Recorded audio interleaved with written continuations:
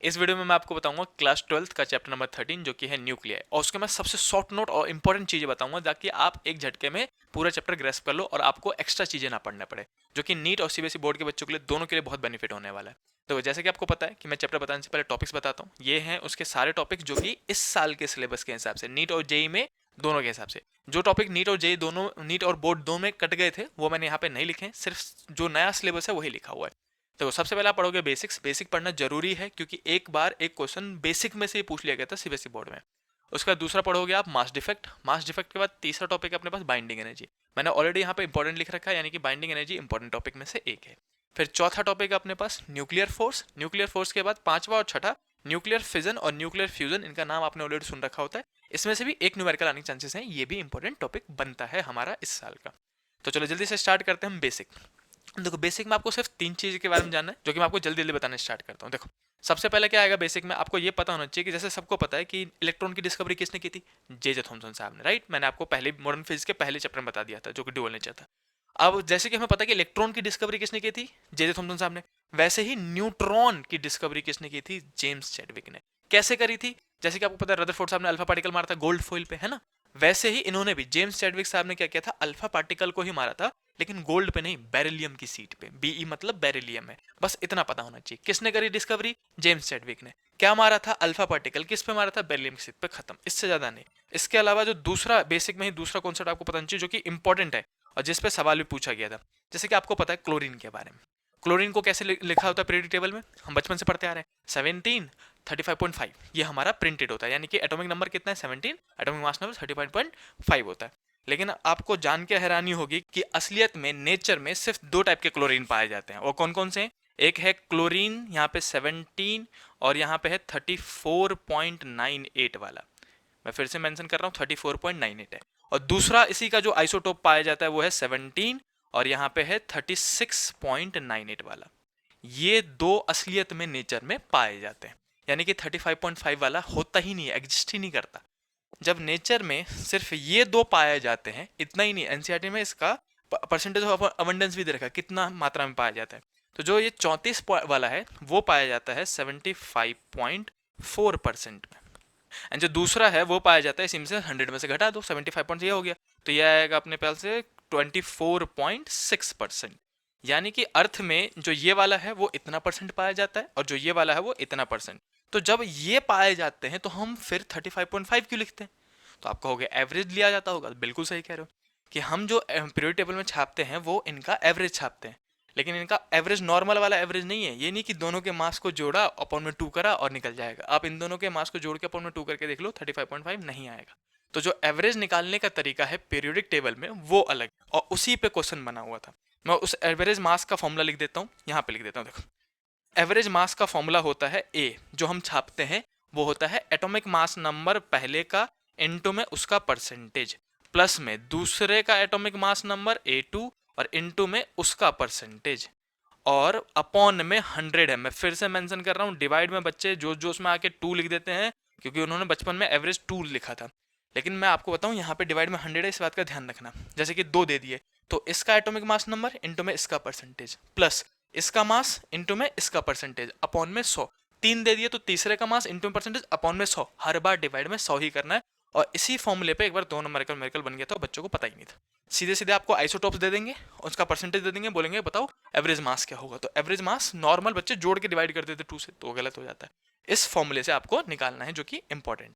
इसी के बाद हमें तीसरी चीज भी पढ़नी है बेसिक में, जो कि है रेडियस ऑफ न्यूक्लियस।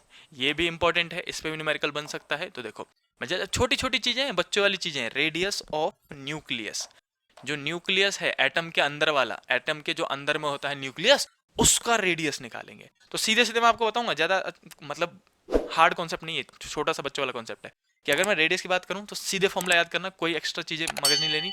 सीधे सीधे मैं आपको बताऊं तो ये होता है फॉर्मूला 1.2 इंटू 10 की पावर -15 और इंटू में a की पावर 1/3। देखो ये फॉर्मूला बहुत आसान है, मैं आपको यूज करने में बता देता हूँ। ये वैल्यू, न्यूमेरिकल वाली वैल्यू तो याद कर लोगे आप, 1.2 इंटू 10 के पावर -15। कुछ बुकों ने इसको आर नोट लिख रखा है, फिर अलग से वैल्यू याद करो, इसलिए सीधे सीधे फॉर्मूले में याद कर लिया करो। शॉर्ट नोट चाहिए हमको डायरेक्ट डायरेक्ट वाला।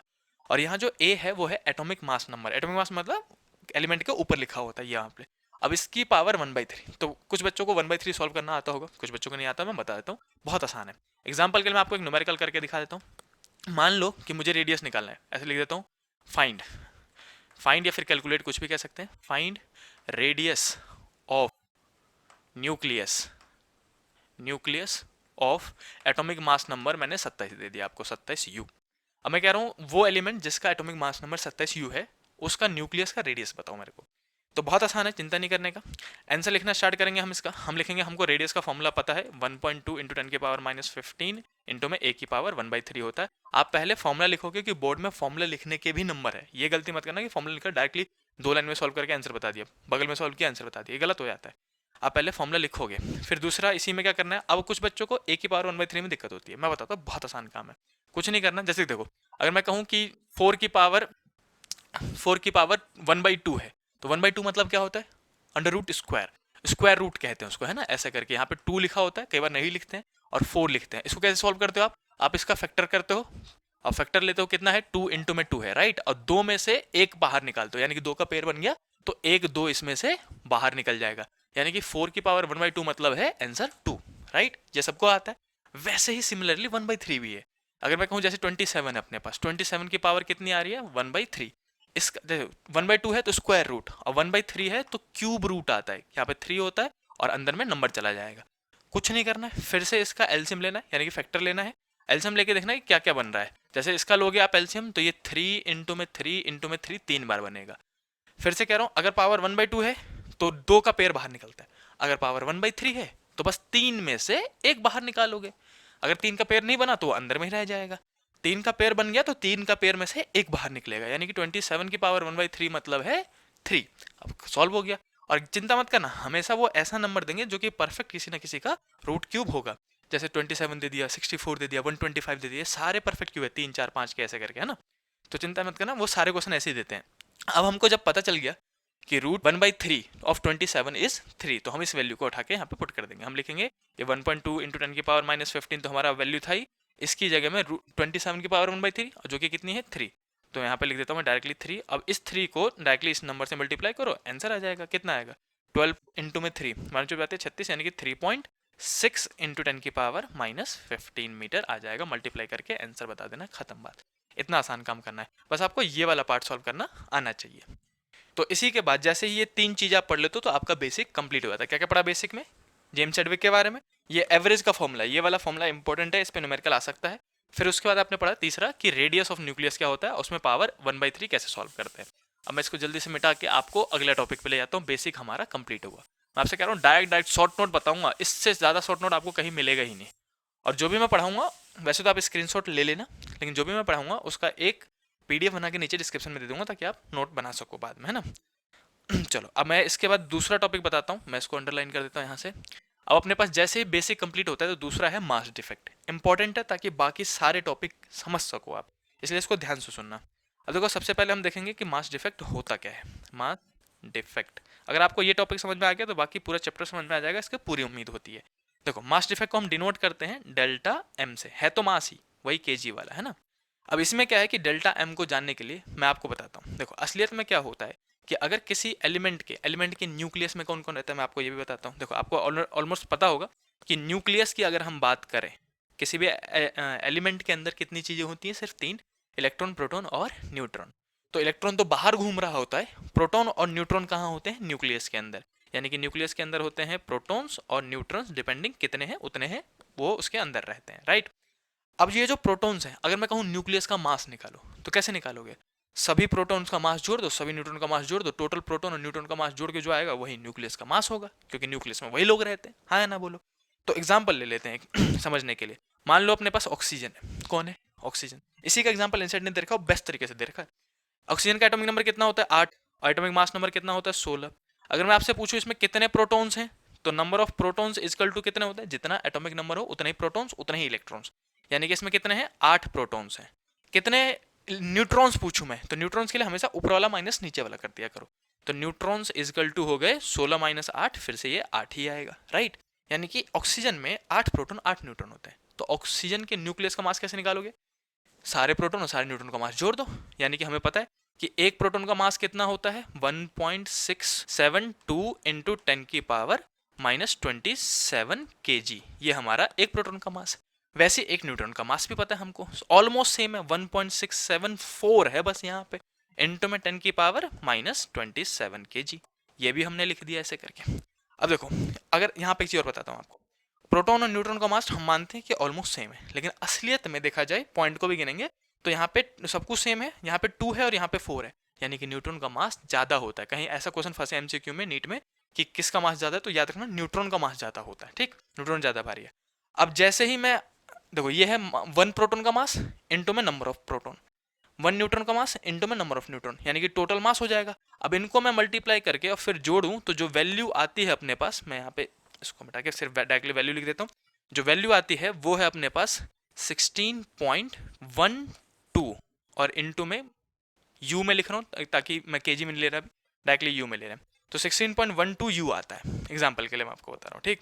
अब जैसे हमें पता चला कि अच्छा हम कैलकुलेट करेंगे तो कितना आएगा, 16.12 यू आएगा। अब एक और चीज़ बताता हूँ, एक डिवाइस होता है या फिर एक कहते हैं स्पेक्ट्रोमीटर, स्पेक्ट्रोमीटर एक डिवाइस होता है, और ऐसे ही करके हम स्पेक्ट्रोग्राफी भी एक तरीका होता है जिससे हम छोटी छोटी चीज़ों का, प्रोटॉन का, न्यूट्रॉन का, किसी न्यूक्लियस का, किसी एलिमेंट का मास नाप सकते हैं। तो स्पेक्ट्रोस्कोपी, स्पेक्ट्रो, मैं लिख देता हूँ यहाँ पे, स्पेक्ट्रोस्कोपी की हमने, और हमने जाना कि ऑक्सीजन के न्यूक्लियस का मास कितना है, हमने तो कैलकुलेट कर लिया अपने हिसाब से, कितना था वो 16.12, लेकिन हमने वो इसको मतलब मशीन की मदद से निकालने की कोशिश करी, और वो जो मास निकला वो m, वो आया अपने पास 15.99 यू, ये मास आया।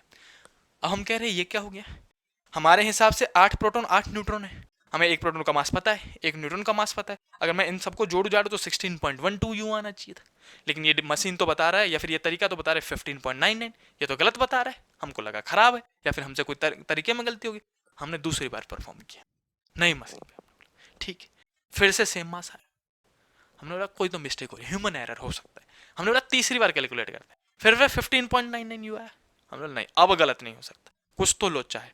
यहाँ पे देखो हम कैलकुलेट करें तो 16.12 आ रहा है, और ये मशीन कितना बता रहा है 15.99, यानी कि मास गायब हो रहा है, और ये जो मास यहाँ पे गायब हुआ उसी को हम कहते हैं मास डिफेक्ट, कि मास गायब हो रहा है। और ये सिर्फ ऑक्सीजन के साथ नहीं हो रहा था, ये सभी के साथ हो रहा है, किसी भी एलिमेंट के सारे प्रोटॉन और सारे न्यूट्रॉन का मास जोड़ोगे तो वो हमेशा ज्यादा आता है एज कंपेयर टू जो स्पेक्ट्रोस्कोपी से आप निकालोगे, यानी कि हमेशा कुछ ना कुछ मास गायब हो जा रहा है, गायब हो जा रहा है, समझ रहे हो। तो इस मास को हमने बोला डेल्टा एम, यानी कि मास डिफेक्ट। और मास डिफेक्ट कैसे निकालेंगे, गायब मास कैसे निकालोगे, ये वाला मास माइनस ये वाला मास, लेकिन इसका फॉर्मूला लिखना आना चाहिए। अब देखो माइनस कर लो, 16.12 था और ये 15.99, कितने का अंतर है, यहाँ पे 1 और ये 12, तो 13 का, 0.13 यू, इतना मास गायब हो गया, राइट। लेकिन मेन मुद्दा क्या है कि हमें डेल्टा एम का फॉर्मूला लिखना आना चाहिए, नीट में भी और सीबीएसई बोर्ड में भी एमसीक्यू में आराम से बन सकता है कि डेल्टा एम का फॉर्मूला बताओ। देखो डेल्टा एम का फॉर्मूला बताने से पहले आपको एक चीज़ बताता हूँ, बेसिक चीज़ है, आई होप कि आपको पता भी होगा।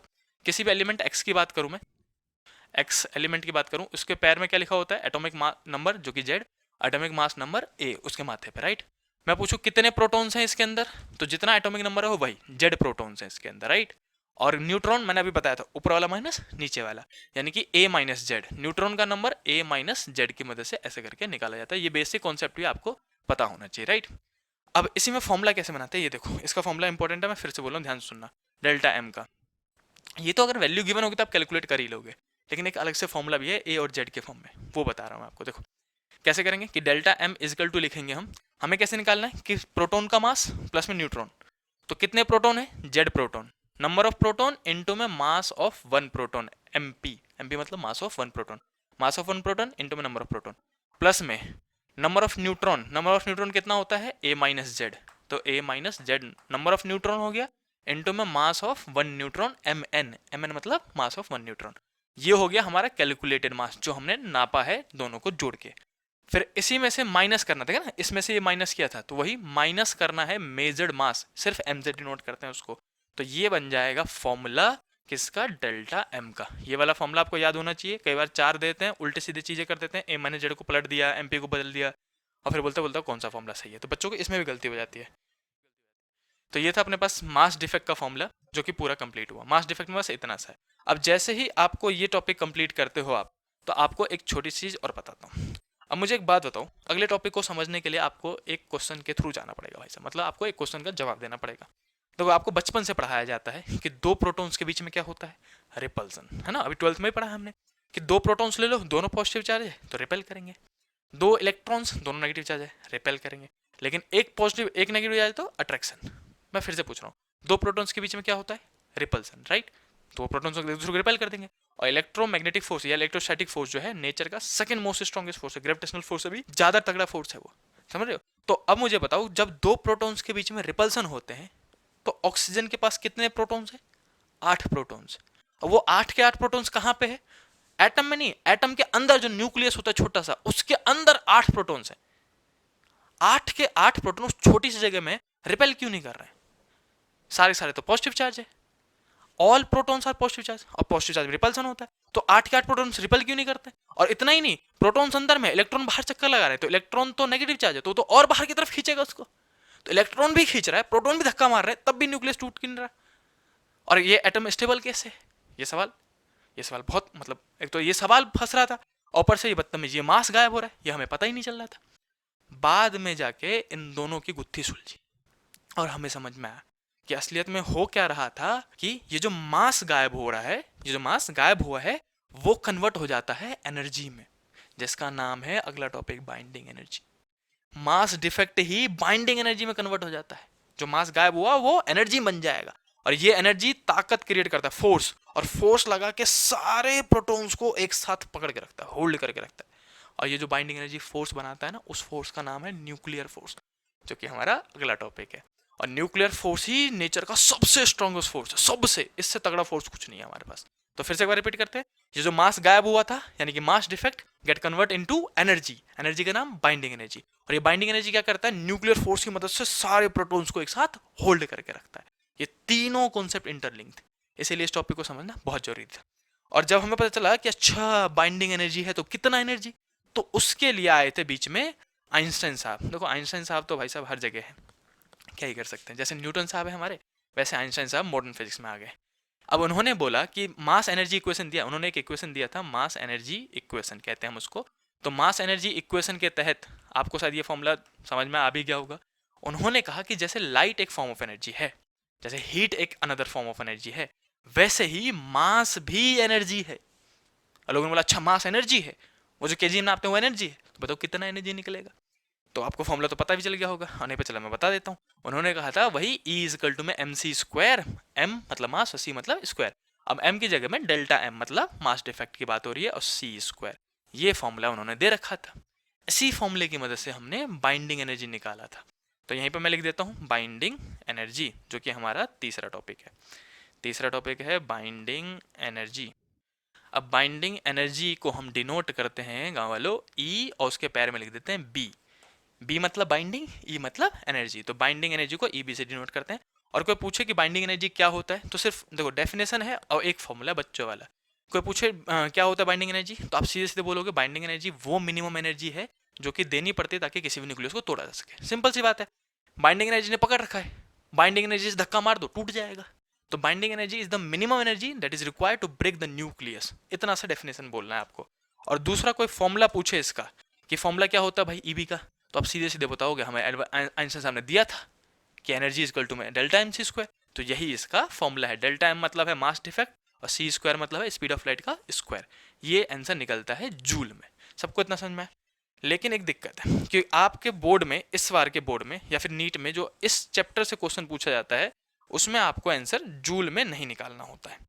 जूल की जगह में आपको निकालना होता है इलेक्ट्रॉन वोल्ट में। मैं यहीं पे थोड़ा जगह बचा के यही बता देता हूँ आपको। आपको आंसर बोला जाएगा कि नहीं नहीं जूल में मत निकालो, वो क्वेश्चन में कई बार लिख देंगे फाइंड द एनर्जी ऑफ इतना mass in mega electron volt, mega MEV कह देते थे, मेगा इलेक्ट्रॉन वोल्ट। अब मेगा इलेक्ट्रॉन वोल्ट भी एनर्जी की ही एक यूनिट है। अब आपको जब बोला जाएगा कि MEV में निकालो, तो आप, कुछ बच्चों को आता होगा MEV निकालना, जैसे कि इसमें 10 की पावर 6 से पहले डिवाइड करोगे, फिर चार्ज ऑफ इलेक्ट्रॉन से डिवाइड करोगे, और वो न्यूमेरिकल इतना बेकार हो जाएगा कि आपसे सॉल्व नहीं होगा। इसका एक शॉर्ट ट्रिक बताता हूँ जो कि बहुत आसान तरीका है। आपको क्या पता होना चाहिए, बस मास, कि अगर मुझे एनर्जी का फॉर्मूला निकालना है तो आपको जैसे डेल्टा एम, मैं यही ऊपर वाला एग्जांपल ले लेता हूँ केस में हमें कितना मास गायब हुआ था, 0.13 यू मास गायब हो रहा था। तो जैसे कि मुझे पता है कि इस बार डेल्टा एम कितना है, 0.13 यू। अब जैसे मुझे मास यू में पता होना चाहिए, लेकिन यूनिफाइड में, केजी में नहीं लेंगे मास को, यू में लेंगे। अगर आपको मास यू में पता है तो सीधे सीधे एनर्जी का फॉर्मूला होता है E इज इक्वल टू में मास डेल्टा एम ये वाला इनटू में एक नंबर याद कर लो 931.5 931.5 931.5। अब 931.5 लिखो या सीधे सीधे 931 से मल्टीप्लाई कर देना, ज़्यादा दिक्कत लगे तो 0.5 भी आप गायब कर सकते हो। तो ये 931.5 से जैसे मास को मल्टीप्लाई करोगे ये answer directly mega electron volt में निकल जाएगा, MEV में आंसर आ जाएगा आपको, और कुछ करने की जरूरत ही नहीं है। मास इंटू में 931.5, मास इंटू में 931.5, और 0.5 को भी हम गायब कर सकते हैं।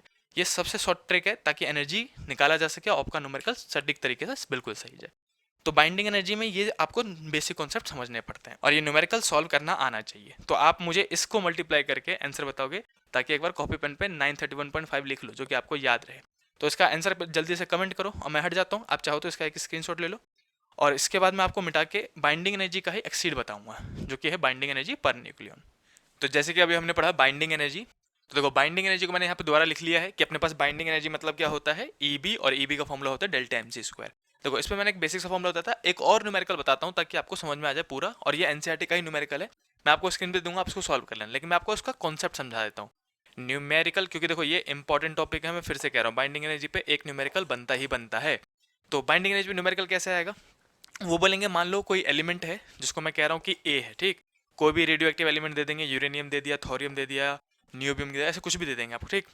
तो मैं कह रहा हूँ एक बड़ा सा एलिमेंट दे दिया और वो दो छोटे छोटे एलिमेंट में टूट रहा है, मान लो X and Y में टूट रहा है, और वो इन दोनों का मास दे देंगे आप, यहाँ नीचे लिख देंगे कि मास ऑफ X इज इतना है, मास ऑफ Y इतना है, मास ऑफ A इतना है, तीनों का मास आपको दे दिया जाएगा और बोलेंगे बताओ इस प्रोसेस में कितनी एनर्जी रिलीज होगी या फिर एब्जॉर्ब होगी। तो इस टाइप के क्वेश्चन कैसे करने हैं, बहुत आसान तरीका है। पहले इसका मास मान लो कि mx दे रखा है, ठीक, इसका मास कितना दे रखा है my, मैंने x का मास mx मान लिया, y का मास my मान लिया, और इसका मास ma मान लेते हैं। तो आपको क्या करना है, फॉर्मूला वही लगाना है, EB का फॉर्मूला, बाइंडिंग एनर्जी निकालना है, चाहे रिलीज होगा तो बाइंडिंग एनर्जी, अगर देना पड़ा तो भी बाइंडिंग एनर्जी। तो EB का फॉर्मूला क्या होता है, डेल्टा mc², राइट। अब मैंने आपको बताया था c² नहीं करना, क्या करना है, डेल्टा m निकालना है और उसी को मल्टीप्लाई कर देना है 931.5 से, या फिर सिर्फ 931 से भी मल्टीप्लाई कर सकते हो, क्योंकि ये आपको किस में आंसर देगा, MEV में आंसर देगा। आपको डेल्टा mc² वाला कॉन्सेप्ट नहीं लगाना है, जूल में आंसर नहीं देना है उनको। अब मुझे चलो ये तो नंबर याद ही है ना, लेकिन डेल्टा m चाहिए, और डेल्टा m कैसे निकालोगे, तो आप mass of product minus mass of reactant करोगे, इन दोनों के मास को जोड़ो और फिर इसमें से ये घटा दो तो डेल्टा m निकल जाएगा। सबको समझ में आया। अब इसी में मैंने एक न्यूमेरिकल दे रखा है यहाँ पे स्क्रीन पे, अगर आप चाहो तो इसको अभी पॉज करो वीडियो को और अभी इसको सॉल्व करके देखो, वो इसी कॉन्सेप्ट पे बेस्ड है, और फाइनल आंसर भी दे रखा है, उसको मैच कर लेना, ये एनसीईआरटी का ही क्वेश्चन है, ताकि आपकी प्रैक्टिस भी हो जाए कि आपने सही आंसर निकाला है कि नहीं।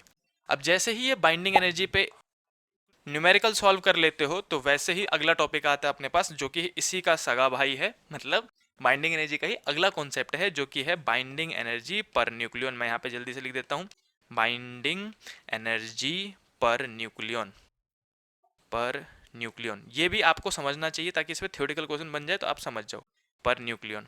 तो बाइंडिंग एनर्जी पर न्यूक्लियन को हम डिनोट करते हैं EB और उसके पैर में B के साथ NB लिखा जाता है, EBN।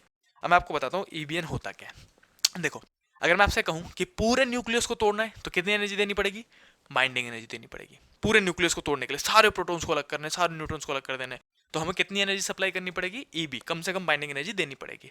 लेकिन मैं आपसे कहूँ क्यों किसी का घर बसा बसा तोड़ना है, पूरे न्यूक्लियस को मत तोड़ो, पूरे न्यूक्लियस को मत तोड़ो, एक काम करो, पूरे न्यूक्लियस में सिर्फ एक न्यूक्लियन यानी कि प्रोटॉन या फिर न्यूट्रॉन की कुर्बानी दे दो। मतलब पूरे न्यूक्लियस में सिर्फ एक प्रोटॉन निकालना या फिर सिर्फ एक न्यूट्रॉन निकालना है, तो एक प्रोटॉन को निकालने के लिए जो मिनिमम एनर्जी देनी पड़ेगी वो है बाइंडिंग एनर्जी पर। समझ में आया। पूरे न्यूक्लियस को तोड़ने के लिए बाइंडिंग एनर्जी, सिर्फ एक न्यूक्लियन को निकालने के लिए binding energy per nucleon. I hope कि आपको न्यूक्लियन का मतलब पता होगा, लास्ट के 2 वीडियो में बता चुका हूँ ये चीज़ में।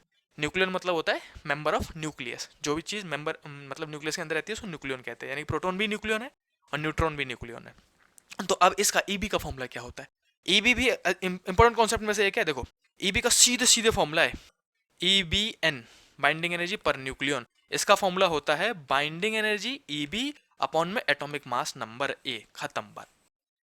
किसी की भी बाइंडिंग एनर्जी को डिवाइड कर दो उसके एटॉमिक मास नंबर से। जैसे ऑक्सीजन में एटॉमिक मास नंबर कितना होता है 16, कार्बन में कितना होता है 12, तो जो भी एटॉमिक मास नंबर है उसको डिवाइड कर दो EBN। और ये कभी सॉल्व करने के लिए नहीं आता, कभी नहीं आता। न्यूमेरिकल आएगा तो मेन न्यूमेरिकल यहाँ से बनेगा, इसका बस फॉर्मूला पता होना चाहिए आपको। और EBN के यानी कि बाइंडिंग एनर्जी पर न्यूक्लियन के 5 प्रॉपर्टी है जो कि आपको पता होनी चाहिए, बच्चों वाली प्रॉपर्टी है, बेसिक बेसिक। देखो मैं जल्दी जल्दी आपको यहाँ पे बताता हूँ 5 के 5 प्रॉपर्टी।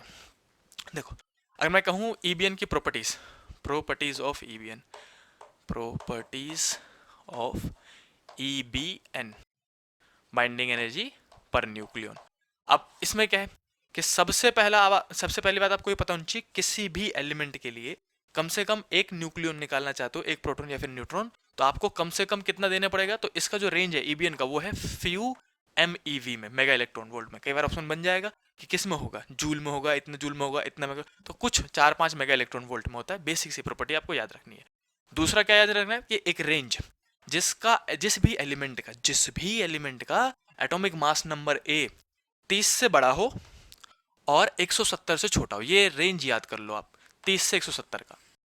जिन एलिमेंट का एटॉमिक मास नंबर इसके बीच में लाई करता है, 30 से 170 के बीच में, 30 से बड़ा 170 से छोटा, उनकी binding energy per nucleon EBN जो होती है वो बहुत हाई होती है। यानी कि उनमें से न्यूक्लियन को निकालने के लिए आपको बहुत एनर्जी देनी पड़ेगी, क्योंकि बाइंडिंग एनर्जी बहुत हाई है तो उसका न्यूक्लियस बहुत टाइटली पैक होता है और वो बहुत स्टेबल होते हैं। आप पूछोगे सबसे ज्यादा किसका होता है, जैसे 30 से 170 में मैंने माना कि इस बीच में EBN ज्यादा होता है, सबसे ज्यादा किसका है, तो सबसे ज्यादा जो है, मैं यहीं पे मिटा के इसको ये लिख देता हूँ, एक पॉइंट एक्स्ट्रा कर देता हूँ।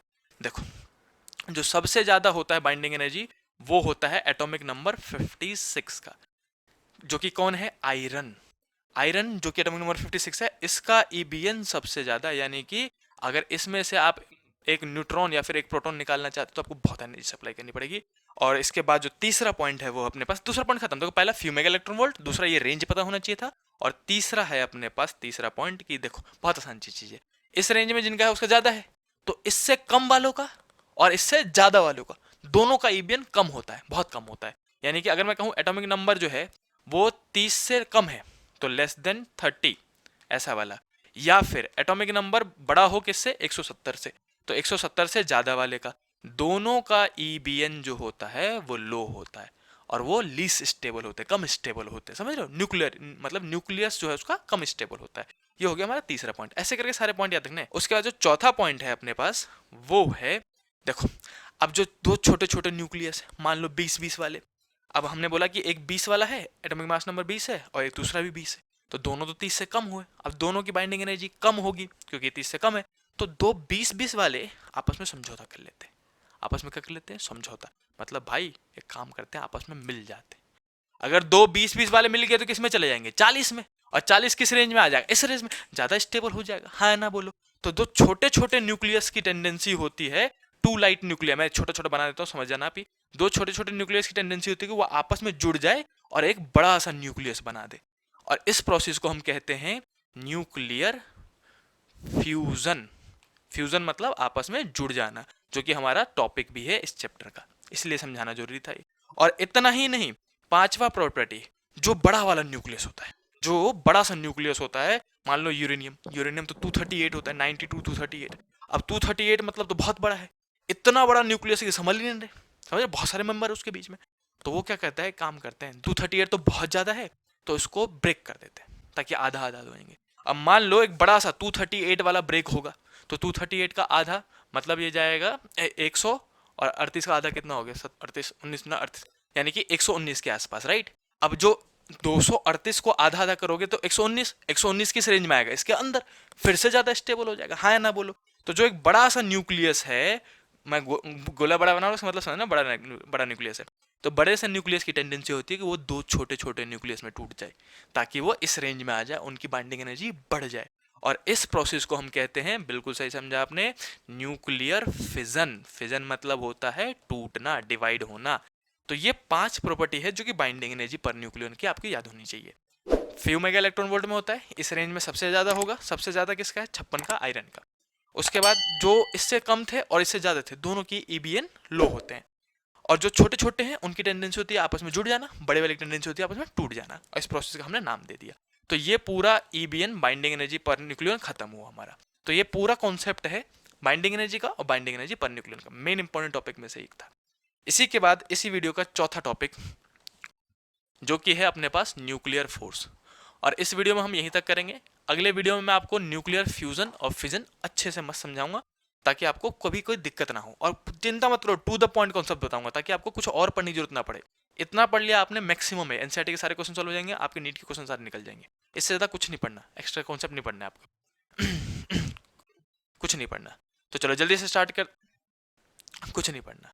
तो देखो अब क्या है अपने पास, न्यूक्लियर फोर्स। न्यूक्लियर फोर्स में ज्यादा कुछ नहीं है, सिर्फ 4 पॉइंट है, 3 पॉइंट एक छोटा सा ग्राफ। अब 3 पॉइंट कौन कौन सा, सब बच्चों वाले पॉइंट है, जैसे इसके पॉइंट थे ना छोटे छोटे, वैसे उसके पॉइंट है।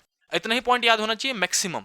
सबसे पहला पॉइंट क्या है कि जो न्यूक्लियर फोर्स होता है वो मोस्ट स्ट्रॉन्गेस्ट फोर्स है नेचर का। इससे तगड़ा फोर्स कुछ भी नहीं है, पूरे नेचर में कोई फोर्स एग्जिस्ट नहीं करता। अगर मैं आपको बताऊं अंदाजन में कि ग्रेविटेशनल फोर्स सबसे वीक फोर्स है, लेकिन वो भी फिर भी इतना तगड़ा फोर्स है कि आप 2 मीटर उछलो, आप उछल के देखो, ग्रेविटी आपको तुरंत खींच लेगी।